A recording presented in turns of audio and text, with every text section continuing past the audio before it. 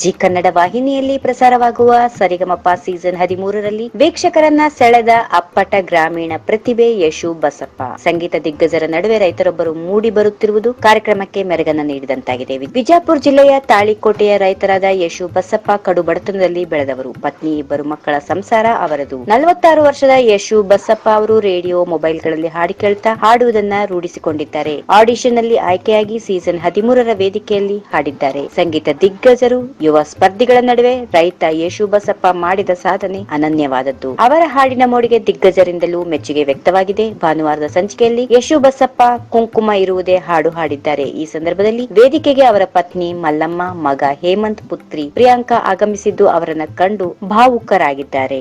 ಅಪ್ಪನ ಆಡಿಷನ್ಗೆ ತಾನು ಕೂಡಿಟ್ಟ ಹಣದಲ್ಲಿ ಪುತ್ರಿ ಬಟ್ಟೆ ಕೊಡಿಸಿದ್ದು, ಕೂಲಿ ಕೆಲಸ ಮಾಡುತ್ತಾ ಕುಟುಂಬ ಸಾಗಿಸಿದ್ದನ್ನ ಹೇಳಿಕೊಂಡಾಗ ಅಲ್ಲಿದ್ದವರ ಕಣ್ಣುಗಳು ತೇವಗೊಂಡಿವೆ. ಇನ್ನು ಸರಿಗಮಪಾದ ದಿಗ್ಗಜರಾದ ಅರ್ಜುನ್ ಜನ್ಯ, ರಾಜೇಶ್ ಕೃಷ್ಣನ್, ವಿಜಯ್ ಪ್ರಕಾಶ್ ವೇದಿಕೆಗೆ ಬಸಪ್ಪನವರ ಕುಟುಂಬದವರಿಗಾಗಿಯೇ ಹಾಡಿದ್ದು ವಿಶೇಷವಾಗಿತ್ತು. ಸ್ಪರ್ಧೆಯಿಂದ ಮೇಲೆ ಸೋಲು ಗೆಲುವು ಸಹಜ, ಆದರೆ ಯಶು ಬಸಪ್ಪನವರು ಈಗಾಗಲೇ ಎಲ್ಲರ ಮನಸ್ಸನ್ನ ಗೆದ್ದಿದ್ದಾರೆ ಎಂದು ಅರ್ಜುನ್ ಜನ್ಯ ಹೇಳಿದ್ದು ಸಮಯೋಚಿತವಾಗಿತ್ತು. ಗ್ರಾಮೀಣ ಪ್ರತಿಭೆ ಯಶು ಬಸಪ್ಪನವರಿಗೆ ಹ್ಯಾಟ್ಸ್ ಆಫ್.